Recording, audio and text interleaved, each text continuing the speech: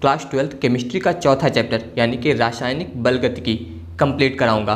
और अगर आपने अभी तक हमारे चैनल को सब्सक्राइब नहीं किया है तो चैनल को सब्सक्राइब कर लीजिए और नोटिफिकेशन बेल प्रेस कर लीजिए, जिससे कि जो भी वीडियो अपलोड किया जाएगा उसका नोटिफिकेशन आपके पास पहुंच जाएगा। तो आइए शुरू करते हैं। तो आज हम लोग पढ़ेंगे रासायनिक बलगतिकी यानी कि रासायनिक बलगतिकी किसे कहते हैं।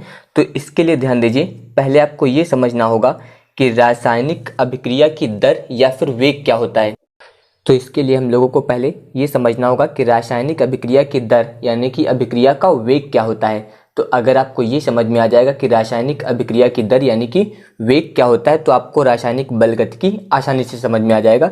तो पहले यहाँ पर ध्यान दीजिए, मैं आपको एक अभिक्रिया का वेग समझाता हूँ। जैसे कि मान लीजिए यहाँ पर ये लिया गया है अभिकारक, जिसे हम लोग लिखते हैं R से।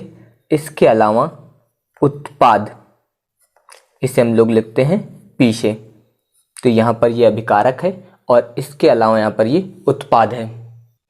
तो ये मान लेते हैं हम लोग यहाँ पर कि t बराबर 0 यानी कि जब समय 0 है तो उस समय अभिकारक की जो सांद्रता है वो हम लोग मान लेते हैं कितनी है, 6।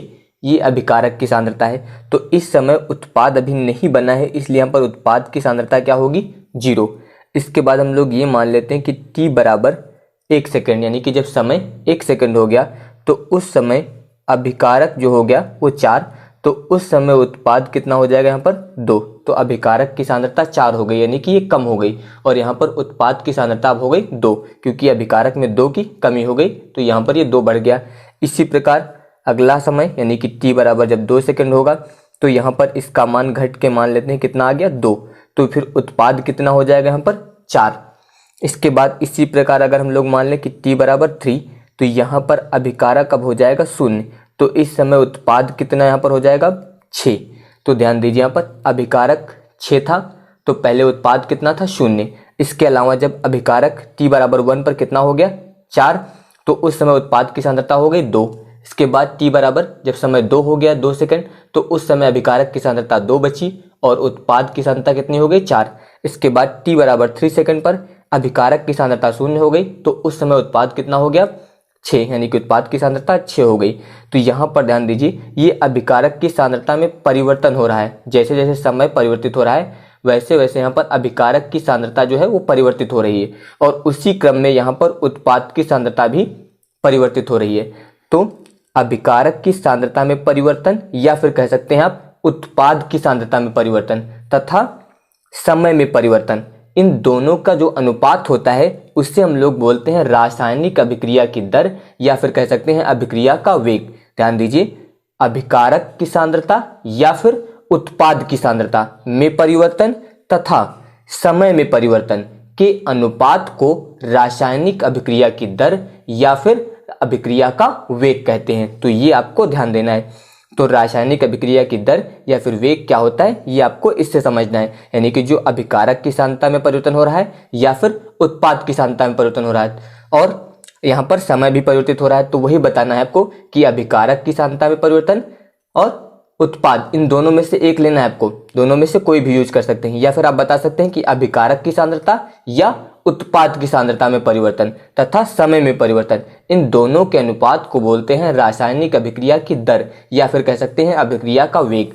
तो ये होता है रासायनिक अभिक्रिया का वेग। तो अब ध्यान दीजिए यहाँ पर रासायनिक बलगतिकी क्या है। तो आप बता सकते हैं इसमें कि रसायन विज्ञान की वह शाखा जिसके अंतर्गत रासायनिक अभिक्रिया की दर तथा उसको प्रभावित करने वाले कारकों का अध्ययन किया जाता है उसे बोलते हैं रासायनिक बलगतिकी।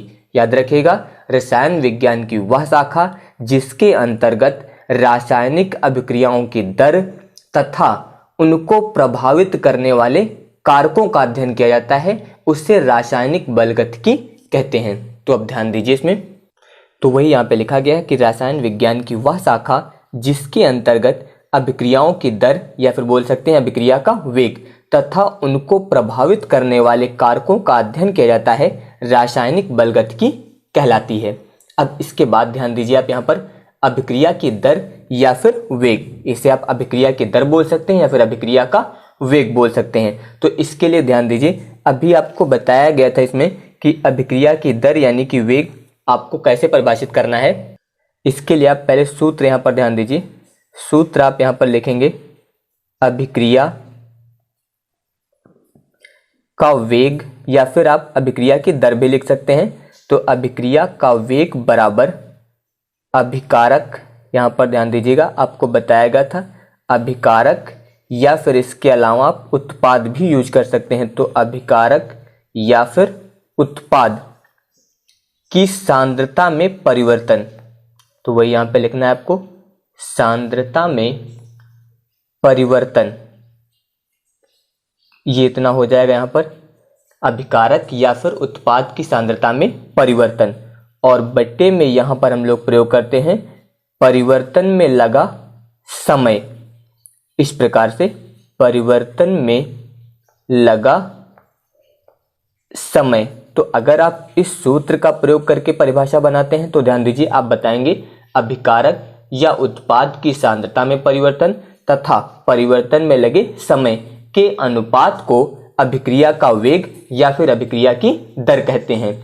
या फिर यहाँ पर आप समय को एक मान लीजिए, यानी कि समय को इकाई मान लीजिए। तो अगर आप समय को एक मान लेंगे तो आप बताएंगे कि एकांक समय में किसी अभिकारक या फिर उत्पाद की सांद्रता में होने वाले परिवर्तन को रासायनिक अभिक्रिया की दर या फिर वेग कहते हैं। याद रखिएगा, यहाँ पर अगर समय को आप एक यानी कि इकाई मान लेते हैं तो आपको यहाँ पर बताना है कि एकांक समय में किसी अभिकारक या फिर उत्पाद की सांद्रता में होने वाले परिवर्तन को अभिक्रिया का वेग या फिर अभिक्रिया की दर कहते हैं। तो ध्यान दीजिए वही यहाँ पे लिखा गया इसमें कि एकांक समय में किसी अभिकारक या उत्पाद की सांद्रता में होने वाले परिवर्तन को रासायनिक अभिक्रिया की दर या फिर वेग कहते हैं। जैसे कि इसके लिए ध्यान दीजिए, यहाँ पर हम लोग एक उदाहरण लेते हैं। तो यहाँ पर हम लोग एक अभिक्रिया लिखते हैं। तो ध्यान दीजिए पहले इसमें यहाँ पर हम लोग अभिक्रिया लिखते हैं small A capital A plus small B capital B. इसके बाद दर हो जाएगा small c capital C plus small d और कैपिटल डी। तो अब इसमें ध्यान दीजिए आपका कैपिटल ए और कैपिटल बी ये दोनों यहाँ पर अभिकारक हैं और कैपिटल सी और कैपिटल डी ये दोनों यहाँ पर उत्पाद हैं। इसके अलावा यहाँ पर जो ये स्मॉल ए, स्मॉल बी, स्मॉल सी और स्मॉल डी दिया गया है इसको बोलते हैं रस समीकरण मितीय गुणांक। याद रखिएगा रस समीकरण मितीय गुणांक। इसके अलावा यहाँ पर ए और बी जो कैपिटल दिए गए ये दोनों अभिकारक, सी और डी दोनों उत्पाद, और बाकी ये स्मॉल ए, स्मॉल बी, स्मॉल सी और स्मॉल डी जो दिया गया है इसको बोलते हैं रस समीकरण मितीय गुणांक। तो यहाँ पर ध्यान दीजिए अगर इसमें हम लोग इस अभिक्रिया का वेग लिखते हैं तो अब ध्यान दीजिए यहाँ पर अभिक्रिया का वेग। तो जब यहाँ पर हम लोग अभिक्रिया का वेग लिखेंगे तो इसमें आपको ये एक पॉइंट याद रखना है कि अभिक्रिया का वेग लिखते समय इसमें जो रस समीकरण मितीय गुणांक हैं इनसे भाग दिया जाता है इसमें, यानी कि जो अभिक्रिया का वेग है इसमें हम लोग रस समीकरण मितीय जो गुणांक होते हैं इससे भाग देते हैं। तो जैसे कि ध्यान दीजिए यहाँ पर जैसे ये अभिकारक है आपका ए, तो अगर यहाँ पर हम लोग इसका वेग लिखेंगे तो ध्यान दीजिए यहाँ पर लिखा गया था अभिकारक या उत्पाद की सांद्रता में परिवर्तन। तो यहाँ पर अभिकारक जो ए है इसकी सांद्रता में परिवर्तन, यानी कि इसको हम लोग लिखेंगे परिवर्तन को डी ए, इस प्रकार से लिख सकते हैं, और बटे परिवर्तन में लगा समय यानी कि डी टी, इतना लिखते हैं अगर इसका वेग। तो यहाँ पर ध्यान दीजिए इसका रस समीकरण मितीय जो गुणांक दिया गया वो स्मॉल ए, तो इससे यहाँ पर हम लोग भाग करेंगे, इस प्रकार से लिखा जाए। इसी प्रकार अगर हम लोग बी का लिखते हैं तो यहाँ पर ध्यान दीजिए इससे लिखेंगे तो ये हो जाएगा अभिकारक यानी कि बी, इसकी सांद्रता में परिवर्तन बटे परिवर्तन में लगा समय, और इसका रस समीकरण मितीय गुणांक क्या दिया गया बी, तो यहाँ पर हम लोग भाग करेंगे स्मॉल बी से। अब इसके अलावा भी आपको एक पॉइंट याद रखना है, जो अभिकारक होते हैं उनकी सांद्रता में हमेशा कमी होती है, इसलिए यहाँ पर इनके आगे जो है आपको चिन्ह प्रदर्शित करना है माइनस, क्योंकि इनमें कमी होती है। इसी प्रकार जब आप उत्पाद का लिखेंगे तो यहाँ पर जैसे सी का लिखेंगे तो यहाँ पर लिखा जाएगा डी, इसके बाद सी, यानी कि उत्पाद की सांद्रता में परिवर्तन बटे परिवर्तन में लगा समय। तो यहाँ पर रस समीकरण मितीय गुणांक क्या दिया गया आपका सी, तो यहाँ पर हम लोग भाग करेंगे स्मॉल सी से, इस प्रकार आप लिख सकते हैं। तो यहाँ पर जो सांद्रता में परिवर्तन लिखा है इसके लिए हमने डी का प्रयोग किया है। आप चाहे तो यहाँ पर डी की जगह पर डेल्टा का प्रयोग भी कर सकते हैं। डेल्टा का मतलब यहाँ पर हम लोग परिवर्तन के लिए यूज करते हैं, यानी कि जैसे ये दिया गया है आप इस प्रकार से भी लिख सकते हैं। इसे जैसे डी में लिखा है तो यहाँ पर इसे लिख सकते हैं डेल्टा डी बटे परिवर्तन में लगा समय और इनटू यहाँ पर आप भाग करेंगे इसको 1 बटे स्मॉल डी से। तो ध्यान दीजिए, आपको यहाँ पर सांद्रता में परिवर्तन लिखना है तो इसे चाहे तो डेल्टा से प्रदर्शित कर दीजिए या फिर स्मॉल डी से लिख दीजिए। इसका मतलब यहाँ पर परिवर्तन है। बस आपको इतना याद रखना है कि अभिक्रिया का वेग लिखते समय उसमें जो रस समीकरण मिति गुणांक है उनसे यहाँ पर भाग देना है। इसके अलावा जो अभिकारक होंगे उनमें कमी होती है, इसलिए यहाँ पर माइनस चिन्ह का प्रयोग किया जाता है। बाकी यहाँ पर ध्यान दीजिए, दो अभिकारक थे ए और बी, इसलिए दोनों का वेग अलग अलग यानी कि यहाँ पर लिखेंगे इस प्रकार से, यानी कि इन दोनों को प्लस करके नहीं लिखना है आपको। इसका वेग इस प्रकार से लिखा जाएगा, बी का वेग फिर इस प्रकार लिखेंगे। अगर इसमें हम लोग अभिक्रिया का जो वेग है इसका मात्रक लिखें तो इसका मात्रक आप लोग याद रखिएगा, इसका मात्रक होता है mole litre inverse second inverse. इस प्रकार से लिखते हैं mole litre inverse second inverse, या फिर आप चाहे तो लिख सकते हैं mole litre inverse minute inverse. ये चीज याद रखिएगा। लेकिन अगर अभिकारक जो है वो गैसीय अवस्था में है तो फिर अभिक्रिया के वेग का जब मात्रक लिखेंगे तो वहां पर लिखा जाता है वायुमंडल सेकेंड इनवर्स या फिर वायुमंडल मिनट इनवर्स। याद रखिएगा, मात्रक वैसे तो प्रयोग करते हैं mole litre inverse second inverse, लेकिन अगर अभिकारक गैसीय अवस्था में है तो उस समय अभिक्रिया के वेग का जो मात्रक लिखते हैं वहां पर लिखा जाता है वायुमंडल सेकेंड इनवर्स या फिर वायुमंडल मिनट इनवर्स। इसके बाद अगला टॉपिक है यहाँ पर औसत दर, यानी कि औसत वेग कह सकते हैं या फिर अभिक्रिया का औसत वेग वही लिखा गया यहाँ पर औसत दर या फिर औसत वेग।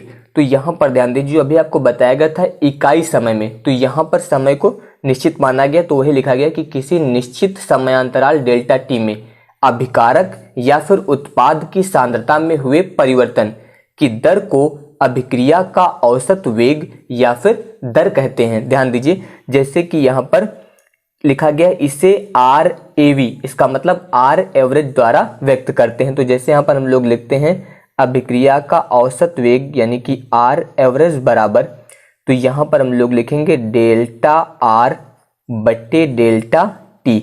आर का मतलब भी बताया था यहाँ पर अभिकारक और डेल्टा का मतलब परिवर्तन, तो यानी कि अभिकारक की सांद्रता में परिवर्तन और बटे डेल्टा टी यानी कि यहाँ पर समयांतराल ये दिया गया है। तो यहाँ पर अगर इसे हम लोग लिखें तो डेल्टा आर का मतलब यहाँ पर लिखा जाएगा R2 माइनस R1, इस प्रकार से लिखते हैं, और बटे डेल्टा टी को लिखते हैं T2 माइनस T1, यानी कि अलग अलग समय पर दोनों अभिकारकों की सांद्रता है यहाँ पर। तो यहाँ पर आपको बताया गया था कि इसमें कमी होती है, इसलिए यहाँ पर हम लोग इसमें माइनस चिन्ह का प्रयोग करते हैं। तो यहाँ पर इस प्रकार लिखेंगे। अगर हम लोग यहाँ पर अभिकारक की जगह पे उत्पाद का प्रयोग करते हैं तो फिर इसे लिखेंगे हम लोग आर एवरेज बराबर डेल्टा पी और बटे में यहाँ पर होता है डेल्टा टी। इससे अगर आप लिखते हैं तो इसे इस प्रकार लिख सकते हैं, यानी कि P2 माइनस P1 और बटे में यहाँ पर हो जाएगा T2 माइनस T1। इस प्रकार से यहाँ पर ये उत्पाद के पदों में लिख सकते हैं और यहाँ पर ये अभिकारक के पदों में लिख सकते हैं। लेकिन अभिकारक में कमी होती है इसलिए यहाँ पर माइनस चिन्ह का प्रयोग किया जाता है।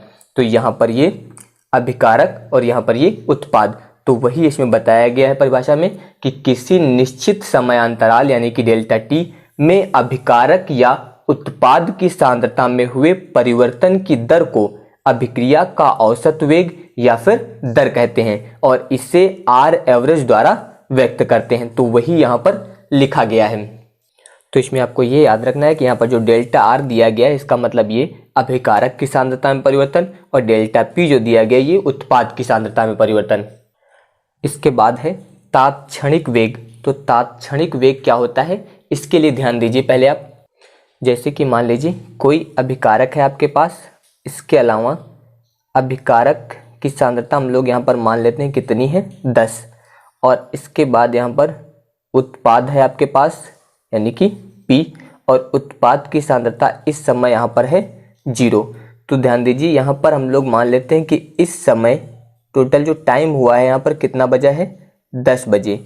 ध्यान दीजिएगा यहाँ पर 10 AM लिख सकते हैं, यानी कि प्रातः 10 बजे यहाँ पर अभिकारक की सांद्रता है आपके पास 10 और उत्पाद की सांद्रता है 0। इसके बाद 12 तो 12 बजे यहाँ पर अभिकारक जो है इसकी सांद्रता हम लोग मान लेते हैं कितनी हो गई 0, और उत्पाद की सांद्रता यहाँ पर अब हो गई 10। तो यहाँ पर ध्यान दीजिए 10 से 12, इसका मतलब 10 से 11, फिर 11 से 12, तो यहाँ पर टोटल समय कितना लगा है 2 घंटे। 2 घंटे में जो अभिकारक था वो 0 हो गया और उत्पाद जो था वो 0 से कितना हो गया 10। तो यहाँ पर उत्पाद की सांद्रता 0 से 10 हो गई और अभिकारक की सांद्रता 10 से 0 हो गई। तो यहाँ पर बीच में टोटल समय कितना है 2 घंटे। लेकिन इसमें किसी एग्जैक्ट समय का पूछ लिया जाए, जैसे कि आपसे ये पूछ लिया जाए यहाँ पर कि 11:03 पर अभिकारक की सांद्रता में कितना परिवर्तन हुआ।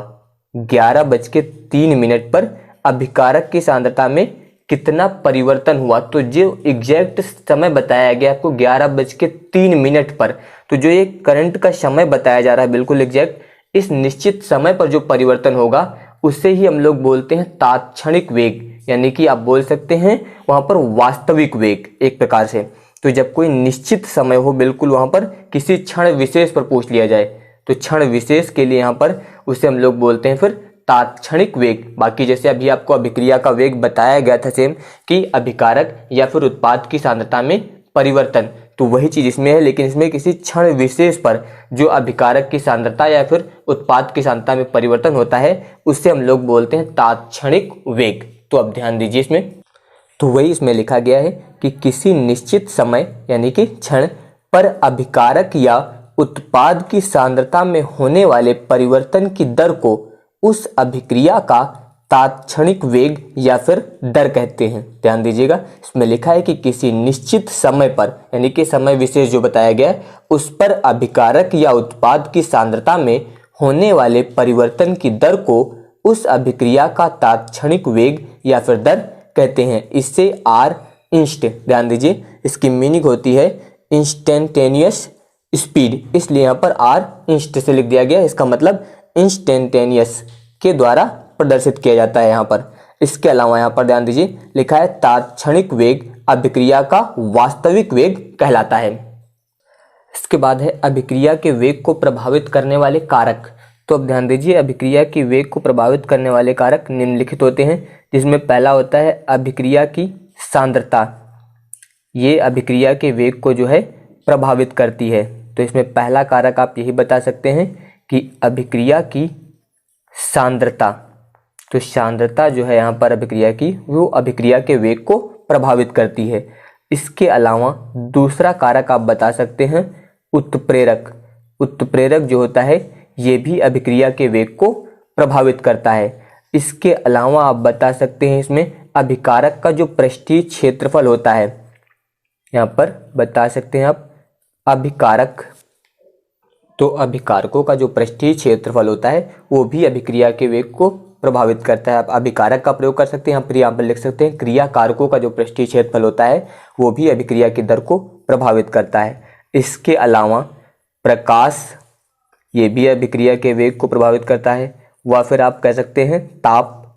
तो यहाँ पर ये जितने भी कारक दिए गए ये सभी अभिक्रिया के वेग को प्रभावित करते हैं। तो याद रखिएगा इसमें पहला अभिक्रिया की सांद्रता, उत्प्रेरक, इसके अलावा अभिकारकों या फिर क्रियाकारकों का पृष्ठीय क्षेत्रफल, प्रकाश व ताप। तो ये सभी जो है अभिक्रिया के वेग को प्रभावित करते हैं। वेग नियम या फिर वेग व्यंजक, यानी कि वेग व्यंजक क्या होता है, तो ध्यान दीजिए इसमें। जैसे कि पहले इसमें मान लीजिए, यहाँ पर मान लेते हम लोग एक अभिक्रिया ली गई है यहाँ पर। तो यहाँ पर ये अभिक्रिया हम लोग लेते हैं एक small A capital A plus small B capital B, और इसके बाद यहाँ पर ये हो जाएगा उत्पाद।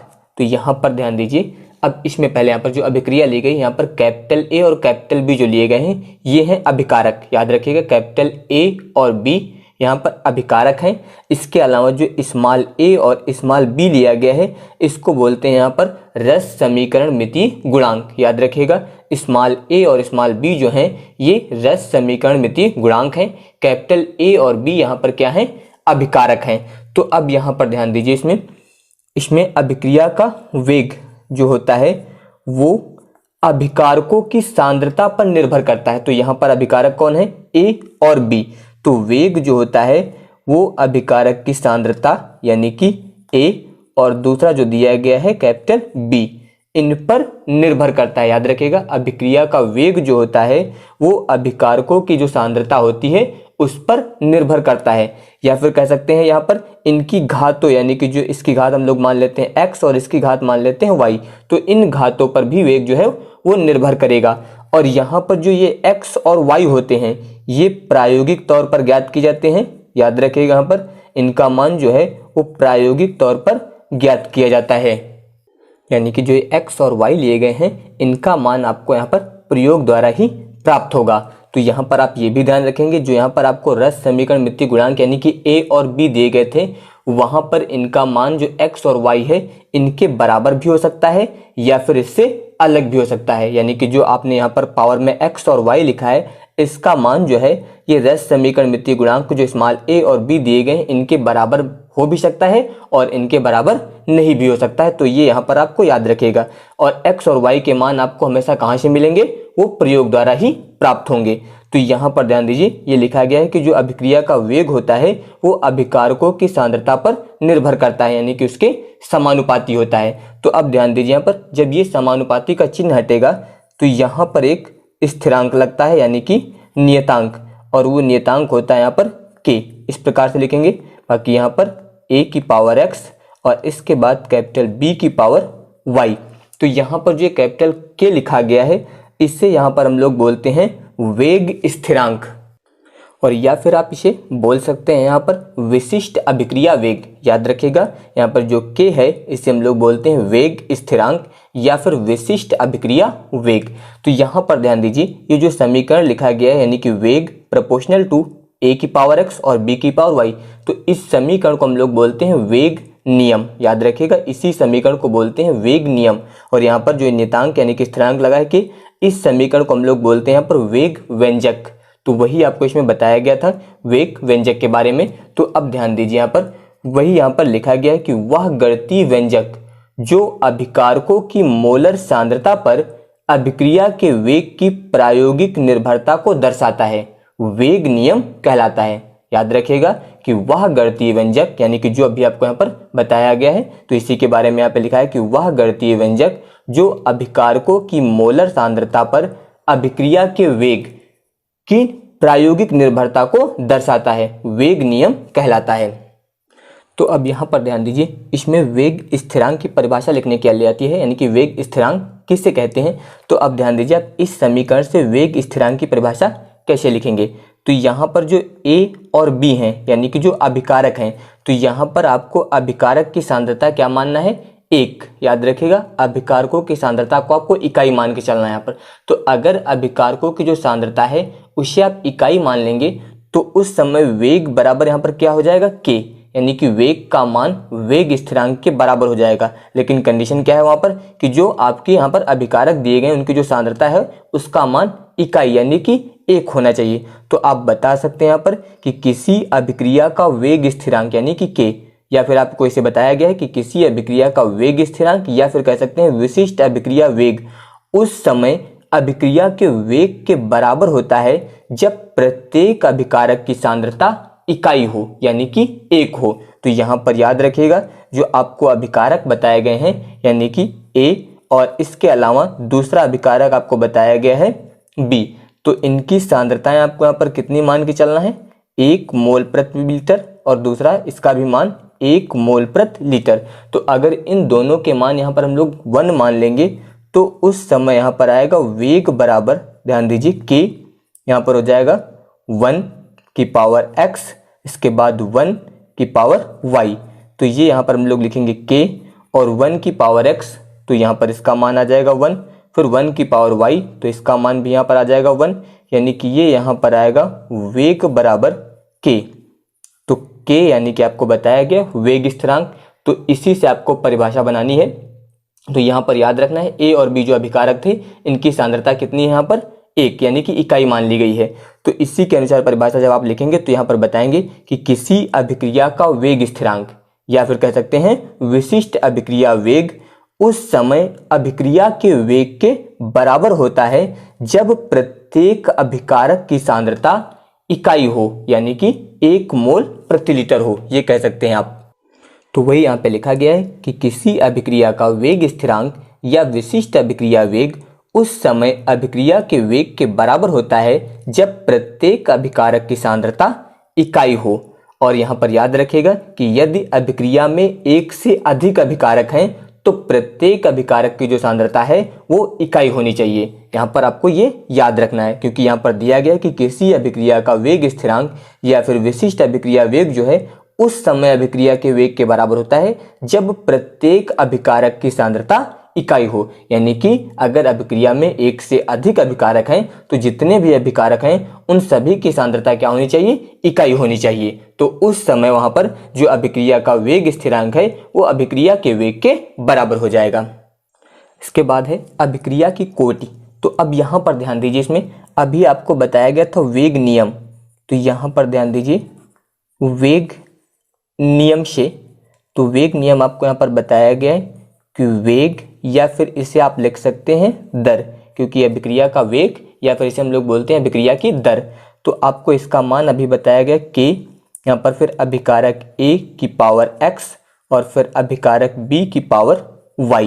तो यहाँ पर ध्यान दीजिए जो ये अभिकारक की सांद्रता है और इनकी जो पावर दी गई है यहाँ पर x और y, इन दोनों का जो योग होता है उससे हम लोग बोलते हैं अभिक्रिया की कोटि।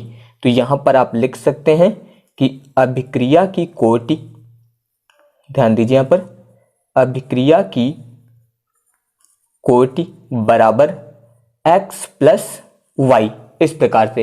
यानी कि जो अभिकारकों की सांद्रता है और उनकी यहाँ पर जो घातें हैं इनका योग ही क्या कहलाता है, अभिक्रिया की कोटि। तो अगर यहाँ पर हम लोग अभिक्रिया की कोटि को n से प्रदर्शित करें तो इसे आप लिख सकते हैं n बराबर x प्लस y। तो जहाँ पर n क्या है, यहाँ पर अभिक्रिया की कोटि। तो याद रखिएगा यहाँ पर जो अभिकारक थे, वेग नियम का जो समीकरण था, इसमें जो अभिकारकों की सांद्रता है इनकी जो घातें हैं इनका योग क्या कहलाता है, अभिक्रिया की कोटि। तो वही यहाँ पर लिखा गया है। ध्यान दीजिए कि किसी अभिक्रिया के वेग समीकरण में व्यक्त अभिकारकों के सांद्रता पदों की घातों का योग उस अभिक्रिया की कोटि कहलाती है। यानी कि जो घात दी गई यहाँ पर इन्हीं का योग जो है वो क्या कहलाता है, अभिक्रिया की कोटि। तो वही इसमें बताया गया कि किसी अभिक्रिया के वेग समीकरण में व्यक्त अभिकारकों के सांद्रता पदों की घातों का योग उस अभिक्रिया की कोटि कहलाती है। जैसे कि यहाँ पर ध्यान दीजिए, यहाँ पर हम लोग मान लेते हैं कि जो अभिकारक है जो अभी आपको बताए गए थे A और B, तो यहाँ पर हम लोग ये मान लेते हैं अभिकारकों की सांद्रता R और यहाँ पर उत्पाद यानी कि इसे लिख सकते हैं P। तो यहाँ पर अभिकारक क्या मान लिया गया है, R।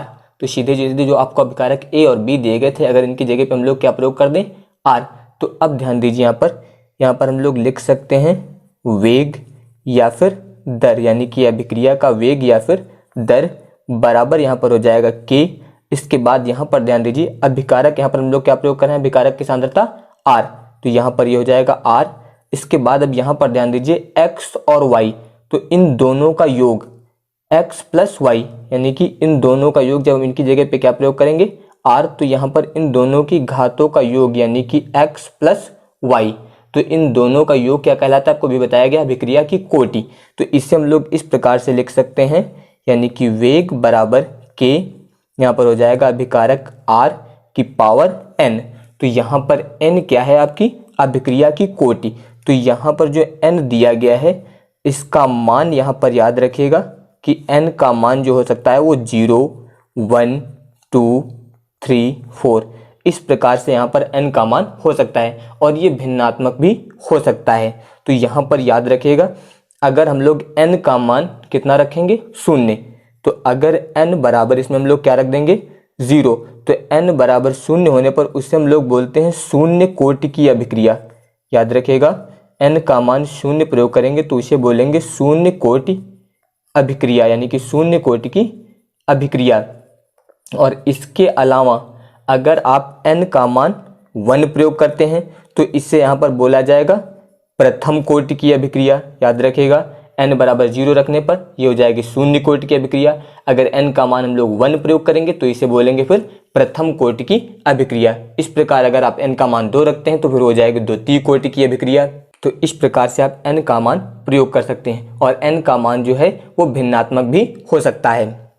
तो वही यहाँ पे ध्यान दीजिए। अब दिया गया है शून्य कोटि की अभिक्रिया। तो जैसा अभी आपको यहाँ पर समीकरण बताया गया था कि वेग बराबर के, यहाँ पर था r की पावर n, और इसमें बताया गया है कि जब अभिक्रिया की कोटि यानी कि n का मान हम लोग कितना प्रयोग करते हैं, शून्य, तो इसे बोलते हैं शून्य कोटि की अभिक्रिया। तो यहाँ पर ध्यान दीजिए, अगर इसमें हम लोग n का मान शून्य रखते हैं तो फिर ये हो जाएगा वेग बराबर के, यहाँ पर r की पावर ये हो जाएगा शून्य, इस प्रकार से लिखेंगे।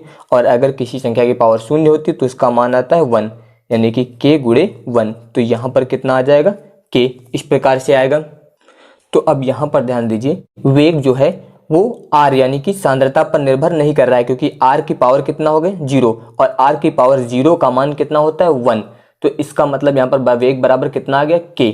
तो यहाँ पर जो अभिक्रिया का वेग है यानी कि अभिक्रिया की जो दर है वो अभिकारक की सांद्रता पर निर्भर नहीं कर रही है। तो आप इससे भी बता सकते हैं कि वह अभिक्रिया जिसकी दर, या फिर कह सकते हैं कि वह अभिक्रिया जिसका वेग जो है वो अभिकारकों की सांद्रता पर निर्भर नहीं करता है, क्योंकि इसमें अभिकारकों की सांद्रता कितनी थी, यहाँ पर पावर उसकी 0 हो गई, तो इसका मान आ गया 1। तो वही बताना है आपको यहाँ पर कि वह अभिक्रिया जिसकी दर जो होती है वो अभिकारकों की सांद्रता पर निर्भर नहीं करती है, तो इसे हम लोग बोलते हैं शून्य कोटि की अभिक्रिया।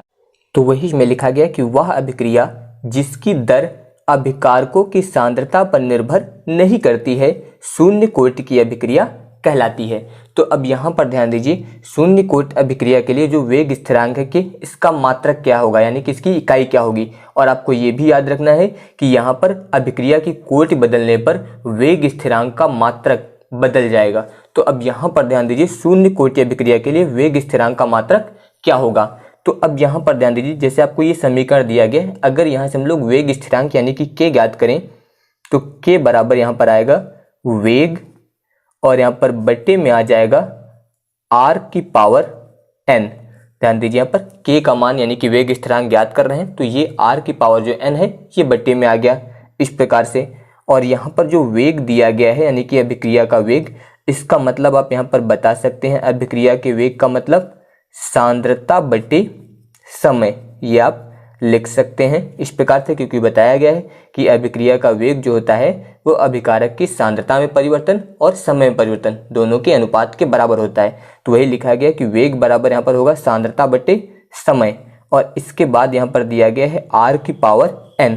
तो r यहाँ पर क्या है, अभिकारक की सांद्रता, तो यहाँ पर ये हो जाएगा सांद्रता की पावर n। तो अब यहाँ पर ध्यान दीजिए, अब ये संख्या पलट के ऊपर जाएगी, यानी कि इसे आप इस प्रकार लिख सकते हैं, यानी कि सांद्रता बट्टे में हो जाएगा यहाँ पर समय, इस प्रकार से। अब यहाँ पर ध्यान दीजिए, इसके बट्टे में आप कितना मानेंगे 1, तो जब ये संख्या पलट के ऊपर जाएगी तो इसे लिखेंगे 1 बट्टे, यहाँ पर हो जाएगा सांद्रता, इस प्रकार से, और इसकी पावर हो जाएगी n, इतना होगा। तो अब यहाँ पर जो अभिक्रिया दी गई वो शून्य कोटि की अभिक्रिया, यानी कि n का मान कितना है यहाँ पर 0। तो जब यहाँ पर हम लोग n का मान 0 प्रयोग करेंगे तो ये हो जाएगा k बराबर, यहाँ पर ध्यान दीजिए, सांद्रता बट्टे समय, इसके बाद इंटू 1 बट्टे, यहाँ पर हो जाएगा सांद्रता की पावर 0। तो यहाँ पर सांद्रता की पावर 0, तो 0 का मतलब यहाँ पर इसका मान कितना हो जाएगा 1, और जब इसका मान 1 हो जाएगा तो यहाँ पर कितना आएगा, सांद्रता बटे समय, तो ये इतना आ जाएगा, यानी कि सांद्रता बटे समय। तो इसके अनुसार जब यहाँ पर हम लोग k का मात्रक लिखेंगे यहाँ पर, यानी कि वेग स्थिरांक का, तो आप यहाँ पर ध्यान दीजिए, सांद्रता का मात्रक यहाँ पर हो जाएगा मोल प्रति लीटर, और समय का यहाँ पर हो जाएगा सेकंड। तो इसके अनुसार k का मात्रक हो जाएगा यहाँ पर मोल, इसके बाद ध्यान दीजिए, इससे आप लिख सकते हैं लीटर इनवर्स और सेकेंड इनवर्स। तो शून्य कोटि की अभिक्रिया के लिए यहाँ पर वेग स्थिरांक का मात्रक होगा मोल, लीटर इनवर्स, सेकेंड इनवर्स। अब इसके बाद प्रथम कोटि की अभिक्रिया, तो यहाँ पर ध्यान दीजिए, अभी जो आपको समीकरण बताया गया था वेग नियम का, तो वो था वेग बराबर के, यहाँ पर अभिकारक की सांद्रता की पावर n, यानी कि n यहाँ पर क्या होती है, अभिक्रिया की कोटि। तो प्रथम कोटि की अभिक्रिया के लिए n का मान कितना होता है यहाँ पर 1। तो यहाँ पर याद रखिएगा n का मान कितना रखना है आपको 1। तो n का मान अगर हम लोग 1 रख देंगे तो ये आ जाएगा वेग बराबर k, और यहाँ पर ये हो जाएगा r, इस प्रकार से यहाँ पर।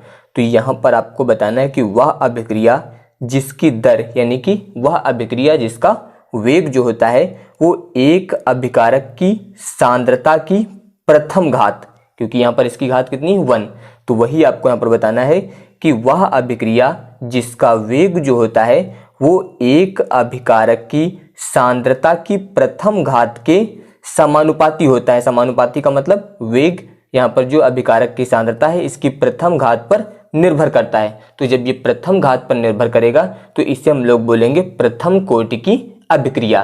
तो वही यहाँ पर दिया गया है कि वह अभिक्रिया जिसकी दर यानी कि वह अभिक्रिया जिसका वेग एक अभिकारक की सांद्रता की प्रथम घात के समानुपाती होती है, प्रथम कोटि की अभिक्रिया कहलाती है।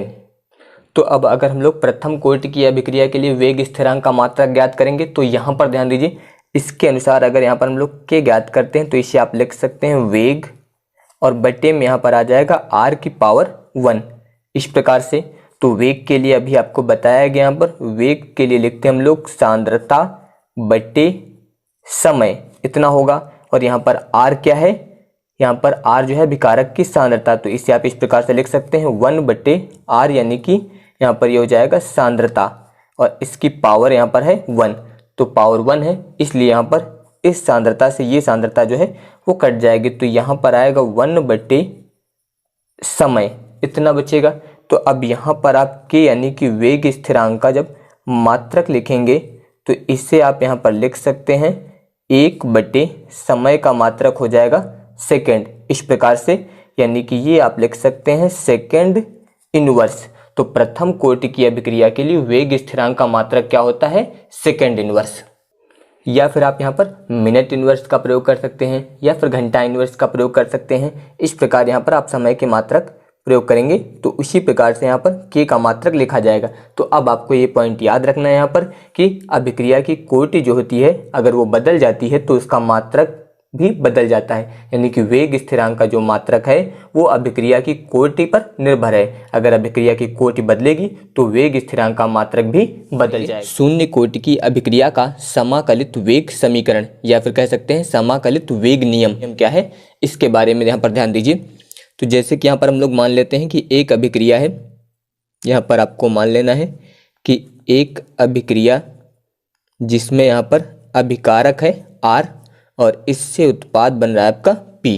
तो यहाँ पर अभिकारक है R और P यहाँ पर उत्पाद है, और आपको वेग यानी कि जो अभिक्रिया का वेग है उसके लिए सूत्र बताया गया है कि वेग बराबर होता है -dr बटे dt। ये आपको पहले पढ़ाया गया इसके पहले वाले वीडियो में, और इसके अलावा वेग का एक सूत्र और भी बताया गया आपको, उसमें आपको बताया गया था कि वेग बराबर होता है k r की पावर n।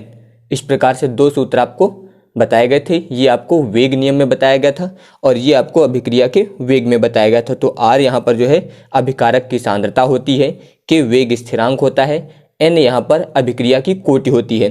तो अब यहाँ पर ध्यान दीजिए, वेग बराबर इतना दिया गया है और वेग बराबर ये भी दिया गया है, तो यहाँ पर इन दोनों का मान भी आपस में बराबर होगा, यानी कि इसे आप इस प्रकार लिख सकते हैं -dr बटे dt बराबर यहाँ पर हो जाएगा k, इसके बाद r की पावर n, इस प्रकार से लिखेंगे। तो अब यहाँ पर ध्यान दीजिए, टॉपिक दिया गया था आपको शून्य कोटि की अभिक्रिया, और शून्य कोटि की अभिक्रिया के लिए यहाँ पर अभिक्रिया की कोटि यानी कि n का मान क्या होगा, 0। तो यहाँ पर जब हम लोग n का मान 0 प्रयोग करेंगे तो अब ध्यान दीजिए इसे लिखा जाएगा यहाँ पर -dr बटे dt बराबर k, यहाँ पर हो जाएगा r की पावर 0 और r की पावर 0 का मान यहाँ पर होगा 1, तो यहाँ पर आ जाएगा k। इस प्रकार से ये इतना आएगा। अब इसके बाद यहाँ पर ध्यान दीजिए -dr बराबर यहाँ पर dt हम लोग इधर ले आते हैं तो ये हो जाएगा k dt। इस प्रकार से आप यहाँ से माइनस भी इधर ले आइए तो ये हो जाएगा dr बराबर -k dt, तो ये इतना आ जाएगा। अब इसके बाद हम लोग इस समीकरण का निश्चित समाकलन करेंगे, तो यहाँ पर आप लिख सकते हैं कि दोनों ओर निश्चित समाकलन करने पर, तो निश्चित समाकलन का मतलब होता है यहाँ पर एक उचित सीमा के अंतर्गत समाकलन। तो अब ध्यान दीजिए यहाँ पर इसका हम लोग समाकलन करेंगे तो समाकलन यहाँ पर हो जाएगा डी आर बराबर यहाँ पर माइनस इसके बाद के डी टी, इस प्रकार से। तो अब ध्यान दीजिए यहाँ पर सीमा यानी कि लिमिट आपको कैसे रखना है। तो यहाँ पर ध्यान दीजिए जब प्रारंभ में समय आपका यहाँ पर कितना है 0, तो उस समय हम लोग मान लेते हैं कि जो अभिकारक की सांद्रता है वो कितनी है A0। इसे हम लोग बोलते हैं अभिकारक की प्रारंभिक सांद्रता, जिस समय t बराबर 0 यानी कि जिस समय अभिक्रिया शुरू नहीं हुई है। इसके बाद t समय पश्चात यानी कि जब समय हम लोग कितना हो गया यहाँ पर मान लेते हैं कि t, जब समय t हो गया तो उस समय जो अभिकारक की सांद्रता हो गई है वो कितनी हो गई है A। यहाँ पर इसको इतना मान लेना है। बाकी आप यहाँ पर चाहे तो R0 और यहाँ पर RT मान सकते हैं या कुछ भी मान सकते हैं यहाँ पर अपने अनुसार। बस आपको याद रखना है कि जब समय 0 है तो उस समय अभिकारक की सांद्रता यहाँ पर A0 और जब समय t है तो उस समय अभिकारक की सांद्रता है। तो अब इसमें ध्यान दीजिए जब हम लोग यहाँ पर लिमिट का प्रयोग करते हैं तो लोअर लिमिट से यहाँ पर अपर लिमिट का प्रयोग किया जाता है, यानी कि निम्न सीमा से उच्च सीमा। और यहाँ पर लिमिट ध्यान दीजिए d के साथ जो लिखा होता है उसकी लिमिट रखते हैं। तो d के साथ यहाँ पर दिया गया है r, तो यहाँ पर r की लिमिट हम लोग रखेंगे, यानी कि यहाँ पर लोअर लिमिट यानी कि प्रारंभ में सांद्रता A0, इसके बाद t समय पश्चात सांद्रता A। इसी तरह दूसरी तरफ ध्यान दीजिए यहाँ पर d के साथ क्या लिखा गया t, तो यहाँ पर हम लोग t की लिमिट रखेंगे। तो प्रारंभ में समय 0, उसके बाद फिर t, ये इतना हो जाएगा। अब इसके बाद यहाँ पर ध्यान दीजिए इससे आप लिखेंगे यहाँ पर लिमिट A0 से A, इसके बाद यहाँ पर हो जाएगा डी आर बराबर यहाँ पर ध्यान दीजिए माइनस के, यहाँ पर एक वेग स्थिरांक है इसलिए इसका समाकलन होगा नहीं, यहाँ पर फिर 0 से t और dt, ये इतना हो जाएगा। तो अब यहाँ पर ध्यान दीजिए समाकलन के लिए, तो समाकलन का सूत्र होता है dx बराबर x, यानी कि अगर समाकलन में dx दिया गया तो इसका समाकलन क्या होता है x, और अगर समाकलन में dt दिया गया तो इसका समाकलन होगा t। अगर इसी तरह आपको यहाँ पर दिया गया dy तो इसका समाकलन होगा y। तो इस प्रकार से समाकलन करते हैं। तो अब यहाँ पर ध्यान दीजिए इसमें यहाँ पर dr दिया गया, तो जब dr का समाकलन हम लोग करेंगे तो यहाँ पर ध्यान दीजिए जैसे dx था तो इसका मान आता था x, dt का मान t, dy का मान y, तो उसी तरह r का समाकलन यहाँ पर आ जाएगा r। और यहाँ पर ध्यान दीजिए आपको लिमिट दी गई है A0 से A, इस प्रकार से। इसके बाद बराबर फिर यहाँ पर हो जाएगा माइनस के, इसके बाद यहाँ पर ध्यान दीजिए dt, इसका समाकलन हो जाएगा t, और यहाँ पर लिमिट दी गई है आपको 0 से t, इस प्रकार से हम लोग यहाँ पर मान रखेंगे। तो अब यहाँ पर ध्यान दीजिए अब इन लिमिट का प्रयोग हम लोग इसमें करेंगे। तो यहाँ पर होता है पहले अपर लिमिट फिर माइनस लोअर लिमिट। तो पहले हम लोग इस जगह पर अपर लिमिट का मान रखेंगे, तो r की जगह पे यहाँ पर हो जाएगा a, फिर इसके बाद माइनस फिर लोअर लिमिट रखेंगे तो यहाँ पर आएगा A0, इस प्रकार से ये इतना होगा। फिर बराबर माइनस के, इसके बाद यहाँ पर रखेंगे तो t की जगह पे t रखेंगे तो ये इतना हो जाएगा। फिर माइनस t की जगह पे 0 रखेंगे तो ये इतना हो जाएगा। तो लिमिट का प्रयोग करते समय ध्यान रखना पहले आपको अपर लिमिट का मान रखना है फिर माइनस लोअर लिमिट का मान रखना है, तो ये इतना होगा। अब इसके बाद यहाँ पर ध्यान दीजिए ये आएगा a माइनस A0 बराबर, इसका हम लोग इसमें गुणा करेंगे तो ये हो जाएगा माइनस के टी, ये इतना प्राप्त होगा। तो अब इसमें ध्यान दीजिए यहाँ पर ये दिया गया माइनस के टी, अगर इसको हम लोग इस तरफ लाएंगे तो के टी यहाँ पर प्लस में हो जाएगा। इसके बाद बराबर यहाँ पर ध्यान दीजिए इन संख्याओं को दूसरी तरफ ले जाते हैं तो ये माइनस में है, इसको उधर ले जाएंगे तो ये वाला प्लस में हो जाएगा A0। यहाँ पर आपको माइनस में दिया गया था, दूसरी तरफ जाने पर प्लस में हो गया। यहाँ पर ये प्लस में दिया गया, दूसरी तरफ जाएगा तो माइनस हो जाएगा। यहाँ पर ये प्लस में दिया गया, दूसरी तरफ जाएगा तो इसका मान माइनस हो जाएगा। अब यहाँ पर ध्यान दीजिए अगर यहाँ से हम लोग k का मान ज्ञात करें तो इसे हम लोग लिख सकते हैं 1/t, यहाँ पर हो जाएगा A0 माइनस a, इस प्रकार से हम लोग इस समीकरण को लिख सकते हैं। तो ये यहाँ पर शून्य कोटि की अभिक्रिया का समाकलित वेग समीकरण हो जाएगा। तो अब इसमें हम लोग प्रथम कोटि की अभिक्रिया का समाकलित वेग समीकरण पढ़ेंगे। जैसे अभी आपको शून्य कोटि की अभिक्रिया के लिए बताया गया था, सेम उसी प्रकार से इसमें प्रथम कोटि की अभिक्रिया का होगा। तो अब ध्यान दीजिए इसमें भी हम लोग मान लेंगे उसी प्रकार से यहाँ पर कि माना कोई अभिक्रिया है यहाँ पर, तो यहाँ पर ध्यान दीजिए जो अभिक्रिया लेना है आपको, यहाँ पर हम लोग मान लेते हैं इसमें अभिकारक है R और उत्पाद है यहाँ पर आपका P। तो जैसा कि आपको अभिक्रिया के वेग का सूत्र बताया गया है कि अभिक्रिया का वेग होता है माइनस dr बटे dt, इस प्रकार से बताया गया है। इसके अलावा इसका दूसरा सूत्र जो बताया गया है वो होता है आपका वेग बराबर के यानी कि वेग स्थिरांक, आर यानी कि अभिकारक की सांद्रता की पावर n। तो यहाँ पर अब ध्यान दीजिए कि वेग स्थिरांक होता है, आर अभिकारक की सांद्रता होती है, n यहाँ पर अभिक्रिया की कोटि होती है। एक ये सूत्र बताया गया था। दूसरा आपको ये बताया गया था यहाँ पर अभिकारक की सांद्रता में परिवर्तन बटे समय में परिवर्तन, तो इसके रूप में बताया गया था। तो यहाँ पर ध्यान दीजिए दोनों वेग के बराबर दिए गए, यानी कि दोनों वेग के समीकरण हैं, इसलिए यहाँ पर इन दोनों का मान बराबर होगा, यानी कि इसे आप लिख सकते हैं माइनस डी आर बटे डी टी बराबर यहाँ पर हो जाएगा के आर की पावर n। तो अब ध्यान दीजिए यहाँ पर ये प्रथम कोटि की अभिक्रिया है, और प्रथम कोटि की अभिक्रिया के लिए यहाँ पर n का मान हम लोग यूज करेंगे 1, और शून्य कोटि की अभिक्रिया के लिए यूज किया गया था वहाँ पर 0। तो अब ध्यान दीजिए यहाँ पर जब हम लोग 1 का प्रयोग करेंगे तो ये हो जाएगा माइनस डी आर बटे डी टी बराबर यहाँ पर आ जाएगा k, और इसके बाद यहाँ पर r की पावर हम लोग रखेंगे 1, तो ये आ जाएगा r। तो अब यहाँ पर ध्यान दीजिए इससे हम लोग लिखेंगे डी आर, ये हो जाएगा, यहाँ पर ये आर इधर ले आएंगे तो ये बटे में हो जाएगा यहाँ पर आर, इसके बाद बराबर के, यहाँ पर डी टी हम लोग इस तरफ ले जाएंगे तो यहाँ पर ये आ जाएगा डी टी इस प्रकार से, और ये माइनस भी हम लोग दूसरी तरफ ले जाएंगे, इस प्रकार से हो जाएगा। अब यहाँ पर हम लोग इसका समाकलन करेंगे, तो यहाँ पर आप लिखेंगे दोनों ओर समाकलन करने पर, तो यहाँ पर अब आपको दोनों ओर समाकलन करना है, और समाकलन एक निश्चित सीमा के अंतर्गत आपको यहाँ पर करना है, यानी कि निश्चित समाकलन करना है। तो अब ध्यान दीजिए यहाँ पर जब हम लोग समाकलन करेंगे तो यहाँ पर ये हो जाएगा डी आर बट्टी बराबर यहाँ पर माइनस के, ये स्थिरांक है, इसको समाकलन के बाहर लिखना है, यहाँ पर फिर डी टी। तो अब ध्यान दीजिए यहाँ पर आपको लिमिट लेना है, लिमिट सेम उसी प्रकार लेना है जैसे अभी आपको शून्य कोट में बताया गया था। तो यहाँ पर ध्यान दीजिए जब प्रारंभ में समय आपका यहाँ पर कितना है 0, तो उस समय हम लोग मान लेते हैं कि जो अभिकारक की सांद्रता है वो कितनी है ए नॉट, इसे हम लोग बोलते हैं अभिकारक की प्रारंभिक सांद्रता, जिस समय t बराबर 0 यानी कि जिस समय अभिक्रिया शुरू नहीं हुई है। इसके बाद t समय पश्चात यानी कि जब समय हम लोग कितना हो गया यहाँ पर मान लेते हैं कि t, जब समय t हो गया तो उस समय जो अभिकारक की सांद्रता हो गई है वो कितनी हो गई है a, यहाँ पर इसको इतना मान लेना है। बाकी आप यहाँ पर चाहे तो r नॉट और यहाँ पर RT मान सकते हैं या कुछ भी मान सकते हैं यहाँ पर अपने आप साथ, बस आपको याद रखना है कि जब समय 0 है तो उस समय अभिकारक की सांद्रता यहाँ पर a नॉट, और जब समय t है तो उस समय अभिकारक की सांद्रता a। तो यहाँ पर हम लोग लिमिट रखेंगे, तो लिमिट यहाँ पर ध्यान दीजिए d के साथ दिया गया r, तो यानी कि यहाँ पर r की लिमिट रखनी है। तो ध्यान दीजिए प्रारंभ में r का मान था a नॉट, और इसके बाद t समय पश्चात इसका मान हो गया a, यानी कि ये लोअर लिमिट और ये अपर लिमिट, यानी कि निम्न सीमा उच्च सीमा।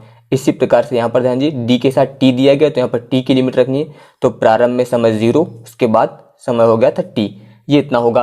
तो अब पहले आप यहाँ पर ध्यान दीजिए समाकलन के सूत्र, तो समाकलन में सूत्र होता है डी एक्स बट्टे एक्स बराबर होता है लॉग बेस ई एक्स, इस प्रकार से याद रखिएगा डी एक्स बट्टे एक्स बराबर होता है लॉग बेस ई एक्स। और यहाँ पर ये भी याद रखिएगा जो लॉग बेस ई एक्स होता है इससे हम लोग लिख सकते हैं एल एन एक्स, इसे लिखते हैं एल एन एक्स इस प्रकार से।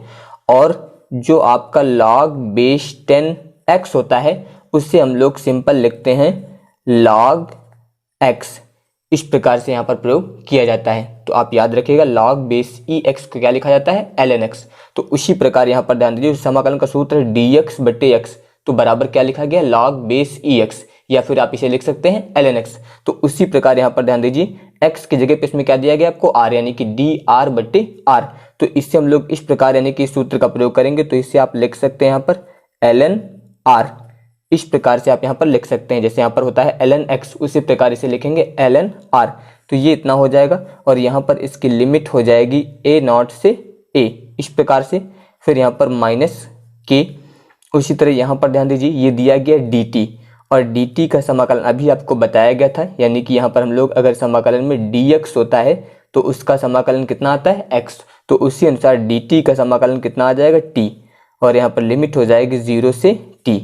अब यहाँ पर ध्यान दीजिए अब इस लिमिट का प्रयोग इसमें करना है, तो बताया था आपको पहले अपर लिमिट फिर उसके बाद माइनस करके लोअर लिमिट। तो अब यहाँ पर जब लिमिट का मान रखेंगे तो ये हो जाएगा ln r की जगह पे हम लोग लिखेंगे यहाँ पर पहले a, इसके बाद फिर हो जाएगा माइनस ln, इसके बाद लोअर लिमिट यानी कि a नॉट, इस प्रकार से लिखा जाएगा बराबर माइनस के, यहाँ पर टी की जगह पे जब मान रखेंगे तो पहला मान तो टी ही है, फिर माइनस दूसरा मान यहाँ पर हो जाएगा 0, इस प्रकार से। यानी कि यहाँ पर ये आ जाएगा ln a और फिर माइनस ln a नॉट बराबर यहाँ पर हो जाएगा माइनस के टी, इस प्रकार से। तो अब इसमें ध्यान दीजिए, इससे हम लोग इस तरफ लाएंगे तो ये माइनस में, इधर आने पर ये प्लस हो जाएगा। इन दोनों को उधर ले जाना है, तो अब ध्यान दीजिए ये प्लस में, यानी कि ये वाला आपको माइनस में दिया गया है, इसको उधर ले जाएंगे तो ये प्लस हो जाएगा, यानी कि ln a नॉट ये प्लस में हो जाएगा, और ये प्लस में दिया गया दूसरी तरफ जाएगा तो माइनस में हो जाएगा, यानी कि ln a, इस प्रकार से। अब इसके बाद यहाँ पर ध्यान दीजिए आप, के टी बराबर ln का मतलब अभी आपको बताया गया था, यहाँ पर ln x बराबर होता है log बेस ई एक्स, तो उसी अनुसार आप इसको यहाँ पर लिख सकते हैं log base E A not, और ये वाला हो जाएगा यहाँ पर log बेस ई ए, इतना हो जाएगा। अब इसके बाद यहाँ पर ध्यान दीजिए, सूत्र होता है log base E M minus log base E N, तो इससे हम लोग लिखते हैं log बेस ई एम बटे एन। अगर ये सूत्र होता है log base E M minus log base E N, तो इसे हम लोग लिखते हैं log m बाई एन। तो इस सूत्र का यहाँ पर जब प्रयोग करेंगे तो इससे हम लोग यहाँ पर लिखेंगे के टी बराबर log बेस ई, और यहाँ पर ये आ जाएगा a नॉट बटे a, इस प्रकार से इसे हम लोग यहाँ पर लिखेंगे। अब इसमें और भी कुछ पॉइंट आप यहाँ पर ध्यान दीजिए, सूत्र यहाँ पर होता है log बेस ई एक्स। अगर कहीं पर आपको ये दिया गया है यानी कि log बेस ई एक्स, तो इसका सूत्र होता है 2.303 log बेस 10 x, ये सूत्र होता है। यानी कि अगर बेस ई को हम लोग बेस 10 में परिवर्तित करेंगे तो वहां पर इसके आगे 2.303 से गुणा हो जाएगा, तो उसी सूत्र का यहाँ पर हम लोग प्रयोग करेंगे। तो अब ध्यान दीजिए, यहाँ पर ये हो जाएगा के टी बराबर, यहाँ पर log बेस ई लिखा है, इसे हम लोग इस प्रकार परिवर्तित करेंगे तो ये हो जाएगा यहाँ पर 2.303, इस प्रकार से आएगा। इसके बाद log बेस 10 और यहाँ पर हो जाएगा a नॉट बटे a, ये इतना हो जाएगा। अब इसके बाद अगर यहाँ से हम लोग k ज्ञात करते हैं तो t इधर बटे में आएगा, यानी कि इसे लिखेंगे 2.303 बटे t, और इनटू में यहाँ पर हो जाएगा log बेस 10 a नॉट बटे a। इस प्रकार से ये यहाँ पर प्रथम कोटि की अभिक्रिया का समाकलित वेग समीकरण हो जाएगा। और इसमें ध्यान दीजिए, आप इस समीकरण को इस प्रकार से भी लिख सकते हैं, यानी कि k बराबर 2.303 बटे t, यहाँ पर इंटू log बेस 10, इसको लिखते हैं स्मॉल a बटे a माइनस एक्स, यानी कि इस प्रकार से भी लिखा जा सकता है। याद रखिएगा, यहाँ पर अगर यहाँ पर हम लोगों ने जो प्रारंभिक सांद्रता माना था a नॉट, उसकी जगह पे कितना मान के चलना है आपको a, और उसके बाद t समय पश्चात हम लोगों ने सांद्रता माना था a, तो t समय पश्चात वहाँ पर सांद्रता मान लेनी है आपको a माइनस एक्स, यानी कि t समय पश्चात उसमें अभिकारक की सांद्रता में x की कमी हो जाती है। तो यही सूत्र हम लोग इस प्रकार से प्रयोग करते हैं। तो पेपर में कभी कभी समीकरण लिख के आ जाता है कि प्रथम कोटि की अभिक्रिया के लिए इस समीकरण का निगमन कीजिए। तो अगर ये समीकरण लिख के आ गया तो सेम इसी प्रकार करना है, केवल आपको a नॉट की जगह पे a मान के चलना है और a की जगह पे a माइनस एक्स। या फिर अगर हम लोग आयतन के पदों में इसी समीकरण को लिखें तो इसे ऐसे लिखा जाएगा, यानी कि k बराबर 2.303 बटे t, यहाँ पर लिखते हैं log बेस 10 v नॉट बटे यहाँ पर v t। इस प्रकार से भी हम लोग लिखते हैं इस समीकरण को। तो यहाँ पर v नॉट दिया गया आपको, v नॉट प्रारंभिक आयतन होता है और v t जो है वो t समय पश्चात आयतन होता है। उसी प्रकार जैसे इसमें था, यहाँ पर a प्रारंभिक सांद्रता होती है और a माइनस एक्स जो है वो t समय पश्चात सांद्रता होती है। तो इस समीकरण को आप इस प्रकार से भी लिख सकते हैं। तो अभिक्रिया की आणविकता तथा कोटि में अंतर, तो ध्यान दीजिए, एक तरफ आपका दिया गया है अभिक्रिया की आणविकता और दूसरी तरफ दिया गया है अभिक्रिया की कोटि। तो ध्यान दीजिए, पहले अभिक्रिया की आणविकता में क्या है कि यह एक सैद्धांतिक मान होता है जिसे अभिक्रिया के आधार पर ज्ञात किया जा सकता है।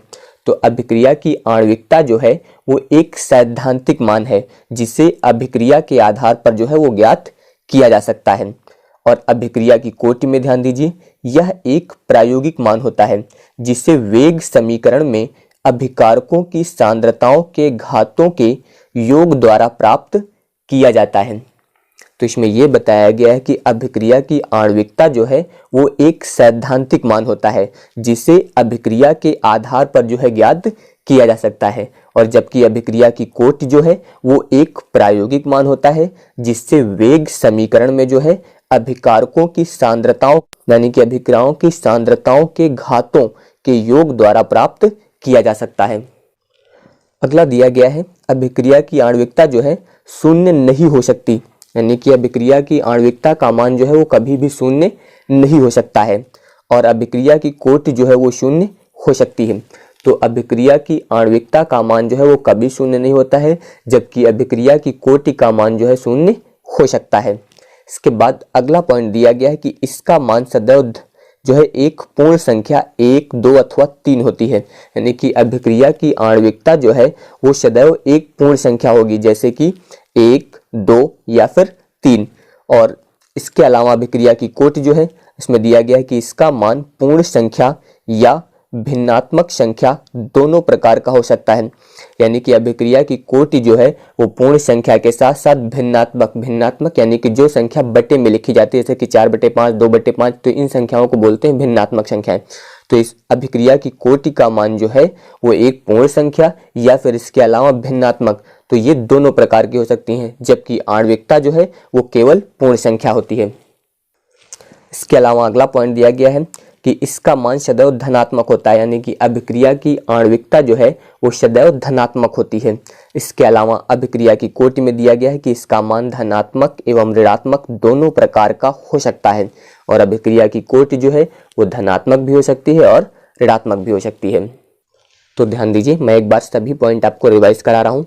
तो अभिक्रिया की आणविकता जो है वो एक सैद्धांतिक मान होता है और जिसे अभिक्रिया के आधार पर जो है ज्ञात किया जा सकता है, जबकि अभिक्रिया की कोटि जो है वो एक प्रायोगिक मान होता है, जिसे वेग समीकरण में अभिकारकों की सांद्रताओं के घातों के योग द्वारा प्राप्त किया जाता है।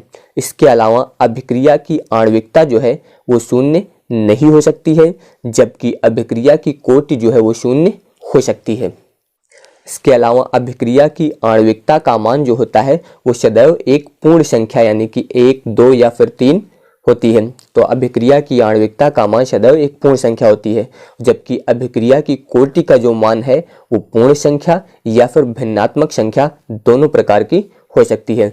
तो इसका मान जो है भिन्नात्मक भी हो सकता है और पूर्ण संख्या के रूप में भी हो सकता है।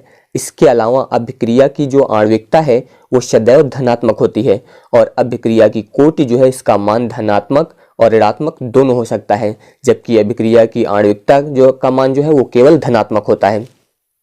इसके बाद ध्यान दीजिए, इसका एक उदाहरण लिया गया है। ध्यान दीजिए, इसमें समीकरण लिखा है CH3 COO CH3 और इसके बाद दिया गया है H2O। ध्यान दीजिए, निशान लगा है, इसका मतलब ये उत्क्रमणीय अभिक्रिया है, यानी कि इन दोनों की क्रिया से ये प्राप्त होता है और फिर वापस यही प्राप्त किया जा सकता है। तो यहाँ पर CH3 COOH और प्लस CH3OH, तो ये समीकरण दिया गया। ध्यान दीजिए, इसमें लिखा गया है कि मेथिल एसीटेट के, तो ये दिया गया है मेथिल एसीटेट के अम्लीय माध्यम में जल अपघटन, ये दिया गया है जल आपका, तो मेथिल एसीटेट के अम्लीय माध्यम में जल अपघटन की अभिक्रिया में जो जल है वो आधिक्य में है, जल आधिक्य में है, अर्थात इसमें जल के सांद्रण में जो है कोई परिवर्तन नहीं होता है। तो इसमें यह दिया गया है कि मेथिल एसीटेट के जो अम्लीय माध्यम में जल अपघटन की अभिक्रिया में जल जो है वो आधिक्य में है, अर्थात इसमें जल के सांद्रण में जो है कोई परिवर्तन नहीं होता है। इस अभिक्रिया की कोटि जो है वो 1 है, जबकि इस अभिक्रिया में जल तथा एथिल एसीटेट के एक अणु भाग ले रहे हैं। तो इसमें यह बताया गया है कि इस अभिक्रिया की कोटि जो है वो 1 है, जबकि इस अभिक्रिया में जल तथा एथिल एसीटेट के एक अणु भाग ले रहे हैं, अतः इसकी आणविकता जो होगी वो 2 होगी। तो इस अभिक्रिया की यानी कि जो अभिक्रिया दी गई है इसकी कोटि जो है वो 1 है और आणविकता जो है 2 है, क्योंकि इसमें बताया गया है कि इस अभिक्रिया में जल तथा एथिल एसीटेट के एक अणु भाग ले रहे हैं, अतः इसकी आणविकता जो होगी वो 2 होगी। अर्ध आयु काल क्या होता है? तो ध्यान दीजिए इसमें पहले कि वह समय जिसमें कोई पदार्थ अपनी प्रारंभिक मात्रा का आधा हो जाता है अर्ध आयु काल कहलाता है। तो इसमें यह बताया गया कि वह समय जिसमें कोई भी पदार्थ जो है अपनी प्रारंभिक मात्रा का आधा हो जाता है तो वह समय जो है अर्ध आयु काल कहलाता है, यानी कि अब वह अपनी प्रारंभिक मात्रा का आधा हो जाएगा। जैसे कि मान लेते हैं